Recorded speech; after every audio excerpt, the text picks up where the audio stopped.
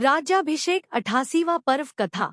अथानंतर गौतम स्वामी कहते हैं कि हे राजन, अपने शरीर में भी स्पृहा नहीं रखने वाले जो बड़े बड़े वीर राजा भरत के साथ दीक्षा को प्राप्त हुए थे तथा अत्यंत दुर्लभ मार्ग को प्राप्त हो जिन्होंने परमात्म पद प्राप्त किया था, ऐसे उन राजाओं में से कुछ के नाम कहता हूँ सो सुनो। जिसके समस्त साध्य पदार्थ सिद्ध हो गए थे, ऐसा सिद्धार्थ रति को देने वाला रतिवर्धन, मेघरथ, जाम्बूनद, शल्य, शशांकपाद, चंद्रकिरण, विरस, नंदन, नंद, आनंद, सुमति, सुधी, सदाश्रय, महाबुद्धि, सूर्यार, जनवल्लभ, इंद्रध्वज, श्रुतधर, सुचंद्र, पृथ्वीधर, अलक, सुमति, क्रोध, कुंदर, सत्ववान, हरि, सुमित्र, धर्ममित्राय, पूर्णचंद्र, प्रभाकर, नघुष, सुंदन, शांति और प्रियधर्म आदि ये सभी राजा विशुद्ध कुल में उत्पन्न हुए थे,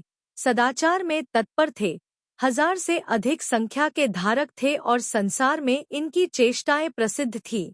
ये सब हाथी, घोड़े, पैदल सैनिक, मूंगा, सोना, मोती, अंतःपुर और राज्य को जीर्णतृण के समान छोड़कर महाव्रत के धारी हुए थे।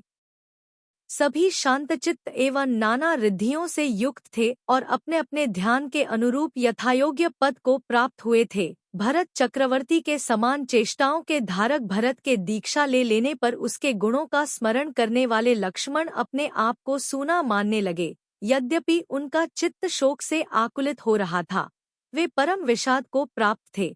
उनके मुख से सूसू शब्द निकल रहा था, जिनके नेत्र रूपी नीलकमलों की कांति म्लान हो गई थी और उनका शरीर विराधित की भुजारूपी खंभों के आश्रय स्थित था, तथापि वे लक्ष्मी से देदीप्यमान होते हुए धीरे धीरे बोले कि गुणरूपी आभूषणों को धारण करने वाला वह भरत इस समय कहा है, जिसने तरुण होने पर भी शरीर से प्रीति छोड़ दी है, इष्ट बंधुजनों को तथा देवों के समान राज्य को छोड़कर सिद्ध होने की इच्छा रखता हुआ वह अत्यंत कठिन जैन धर्म को कैसे धारण कर गया।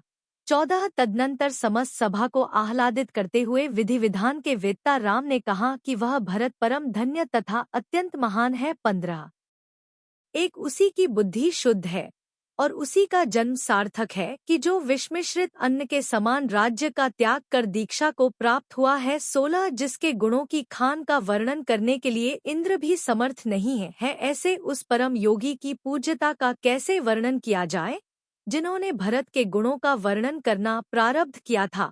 ऐसे राजा मुहूर्त भर सुखदुख के रस से मिश्रित होते हुए स्थित थे।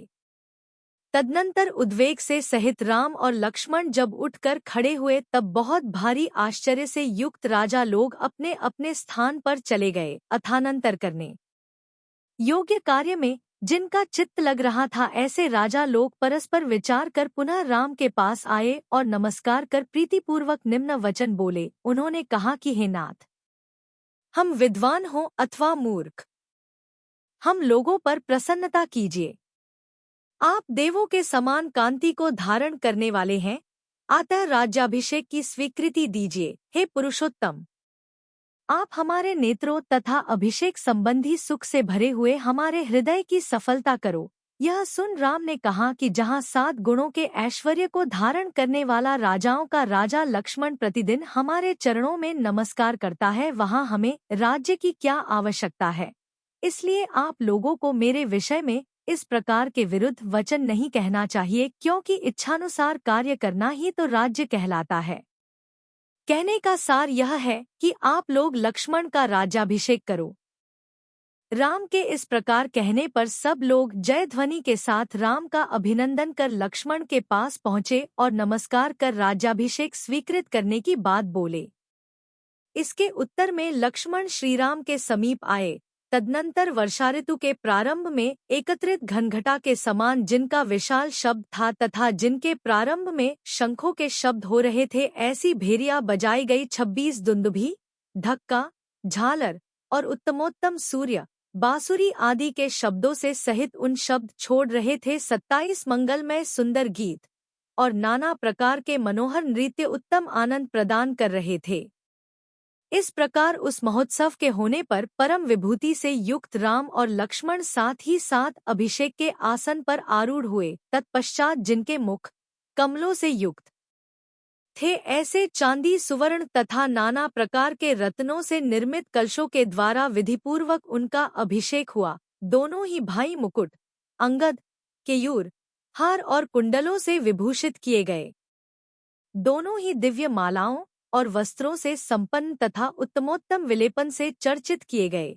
जिनके हाथ में हलायुध विद्यमान है, ऐसे श्रीराम, और जिनके हाथ में चक्ररत्न विद्यमान है, ऐसे लक्ष्मण की जय हो। इस प्रकार जय जयकार के द्वारा विद्याधरों ने दोनों का अभिनंदन किया। इस प्रकार उन दोनों राजाधिराजों का महोत्सव कर विद्याधर राजाओं ने स्वामिनी सीता देवी का जाकर अभिषेक किया।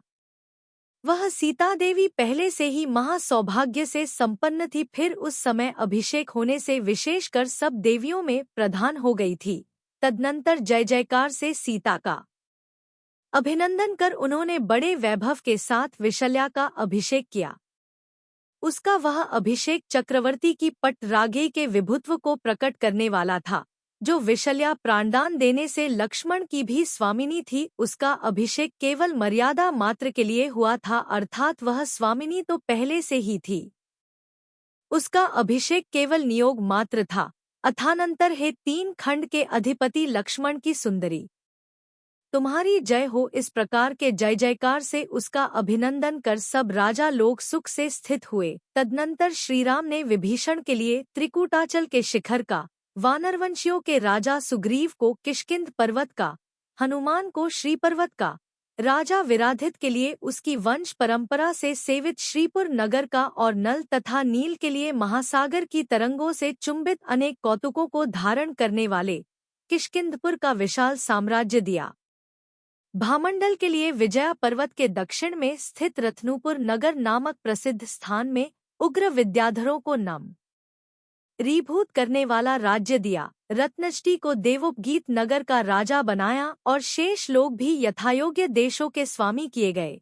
इस प्रकार जो अपने अपने पुण्योदय के योग्य चिरस्थायी राज्य को प्राप्त हुए थे तथा रामचंद्र जी की अनुमति से जिन्हें अनेक हर्ष के कारण उपलब्ध थे, ऐसे वे सब देदीप्यमान राजा अपने अपने स्थानों में स्थित हुए।